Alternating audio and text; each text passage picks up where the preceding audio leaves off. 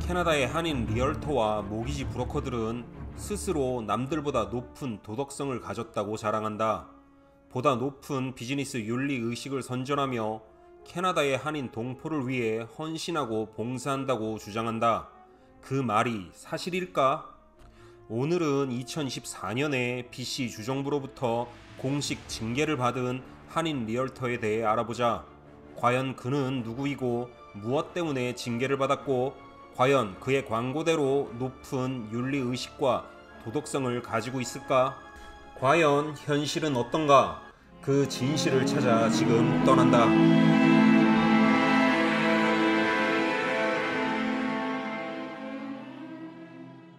첫 번째로 소개하는 한인 리얼터는 찰스 남 리얼터이다. 바로 이 사람이다. 이 자는 2024년 1월 25일에 BC 주정부로부터 벌금을 부과받았다. 그렇다면 무슨 이유로 징계를 받았는지 자세히 알아보자. 이 주정부 징계 세부 내용은 모두 다 주정부 공식 홈페이지인 BCFSA에 완전히 공개되어져 있다.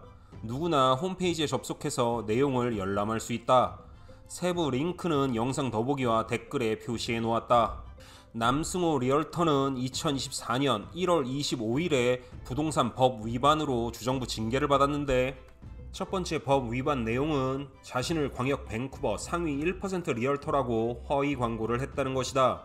주정부 징계 통지서에 의하면 남승호 리얼터는 2023년 8월 4일과 2023년 10월 26일, 2023년 11월 10일, 그리고 2023년 11월 17일에 캐나다 익스프레스 뉴스페이퍼라는 신문에 자신을 광역 밴쿠버의 상위 1% 리얼터라고 광고하였고, 더욱 큰 문제는 2013년 2월 10일에 이에 관한 경고를 주정부로부터 이미 받았다는 사실이다. 이 경고로부터 11개월 뒤에도 시정조치가 이루어지지 않아 이번에 징계를 받은 것이다. 주정부 공식 징계 통지서에 의하면 남승호 리얼터가 광역 밴쿠버 상위 1% 리얼터라는 말은 허위 과장 광고이다.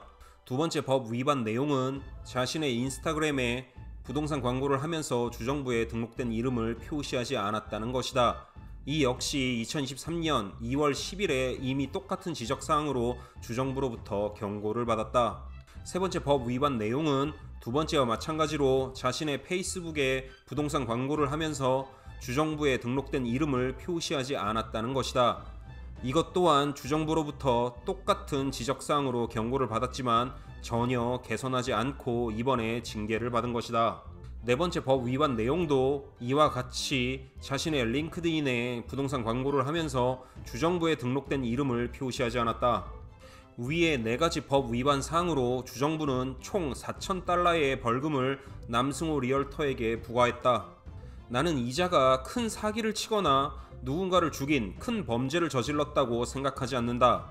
어떻게 보면 굉장히 사소한 법 위반일 수 있다. 내가 이런 내용을 한인 교민들에게 알리는 이유는 이 정도의 사안으로도 주정부 징계를 받을 수 있고, 그만큼 주정부 부동산 법은 촘촘하고 체계적으로 제정되어져 있다는 사실이다. 이 사실을 고객들, 특히 한인 교민들이 반드시 알아야 한다. 조금이라도 문제가 있다고 생각하면 주정부에 신고를 하면 된다. 그러면 거의 대부분의 사건에서 고객은 법으로 보호받고 보상받을 수 있다. 그렇다면 나는 이자를 별로 심각하지도 않은 것인데 단순 가십거리로 사람들의 관심을 받으려 부관 참시하고 있는 것일까? 첫 번째로, 이자는 자신이 광역 밴쿠버 상위 1%의 리얼터라 자신을 광고했다. 이 리얼터 주장은 근거 없는 허위 날조일까? 아니면 나름대로의 근거가 있는 주장일까? 이자가 주장하는 근거를 살펴보자. 주정부에서 지적받은 광고 문구는 그레이트 밴쿠버 탑 1% 리얼터라는 부분인데, 내가 조사한 바로는 2021년 9월 10일부터 2023년 11월 24일까지 약 26개월 동안 이렇게 문제되는 허위 광고를 하였다. 2023년 12월 1일에는 광고 문구를 언제나 초심을 잃지 않는으로 바꾸었다. 아마 이 시기에 주정부 징계에 관한 통지가 소속 회사에 먼저 전달이 되었을 것이다. 내가 조사한 바에 의하면 문제가 되는 2021년부터 2023년까지 이 사람은 광역 밴쿠버 상위 1% 리얼터로 수상하지 못했다는 것이다. 그저 옛날에 수상한 경력으로 마치 지금도 상위 1% 리얼터 수상자라 광고한 것이다. 지금 새로 하고 있는 광고 문구이다. 2023년도 광역 밴쿠버 상위 1%라 광고하고 있다.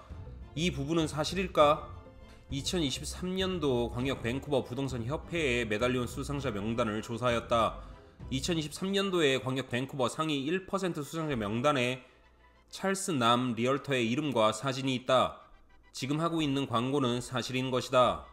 일반인들은 리얼터와 모기지 브로커들의 광고의 진위를 알아낼 수 없다고 말한다. 주정부 라이센스를 가진 리얼터, 모기지 브로커가 말하는 것이니 그냥 믿어야 한다고 주장한다. 이렇게 생각한다면 당신은 사기를 당할 수밖에 없다. 좋다. 남승호 리얼터에게 속은 고객이 바보라고 치자. 어차피 머리를 쓰려고 하지 않는 바보들에게 나의 이런 영상도 의미가 없을 것이고 이 리얼터가 완전 없는 일을 쓴 것도 아니고 단순 오해라고 치자. 그렇다면 내가 이 리얼터의 징계 내용을 단순 해프닝이라고 말하면 되는 것일까? 이 남승호 리얼터는 2023년 2월 10일에 이미 주 정부로부터 경고를 받았고 시행조치 명령을 받았지만 이 경고와 시행조치 명령을 무시하다가 결국 2024년 1월 25일에 주 정부로부터 징계를 받았다. 이자의 징계 결과는 벌금 겨우 4,000달러이다. 벌금으로 4,000달러를 내고 몇 년 동안 수십억의 이익을 얻는다. 이 리얼터가 머리가 좋은 것인가? 이것에 계속 속는 고객이 멍청한 것인가? 이걸 못 잡아내는 주정부가 무능한 것인가? 결국 캐나다의 부동산 법은 매우 촘촘히 체계적으로 엄격하게 되어져 있는 반면에 그 처벌의 수위가 너무 낮다. 그리고 누군가 신고만 정부에 한다면 이런 불법 행위에 대해 다 징계 처리할 수는 있다. 하지만 주정부 조사와 주정부 징계 처리까지 가려면 최소 6개월에서 1년의 시간이 걸릴 것이다. 새로운 신고가 접수되어야 하고 새로운 주정부 조사와 새로운 주정부 징계 결정이 있어야 하는데 그 텀이 너무 길고 징계 수위도 너무 낮다. 그동안 허위 불법 광고로 고객을 속이고 고객의 돈을 강탈한다. 마지막으로 이 리얼터가 아주 악질인 이유는 이 리얼터는 법으로 등록된 이름이 아닌 가명으로 부동산 사업을 하고 있다. BC 주정부 부동산 라이센스 등록 세부사항을 살펴보면 남승호 리얼터의 법적 본명은 찰스 누운 남이다. 법적으로 본명이 남승호가 아닌 남능훈이다. 밑에 찰스 남이라는 이름은 트레이드 네임이다. 부동산 광고를 할 때에는 반드시 주정부에 등록된 법적 이름이나 트레이드 이름을 사용해야 한다. 그런데 도대체 남승호라는 이름은 어디에서 나온 것인가? 도대체 이자는 왜 가명을 사용하면서 부동산 사업을 하는 것일까? 이 부분은 징계 내용에 없다. 아마 신고를 한 사람이 한글을 모르는 사람이었나 보다. 법적 이름을 가명을 이용해 부동산 광고를 하는 행위는 정말 심각한 일이다. 과연 이 리얼터가 속한 서튼 웨스트코스트 리얼티 회사는 이 사실을 알고 있을까? 내 생각에는 이 리얼터를 처음 신고한 사람은 캐네디언으로 2022년에 처음 신고를 하였을 것이다. 캐나다 익스프레스 뉴스페이퍼가 신문 형태로 무료 배포되고 있고 한인마트 등에서 쉽게 접할 수 있기 때문에 의식 있는 캐네디언이 신고를 했을 가능성이 매우 높다.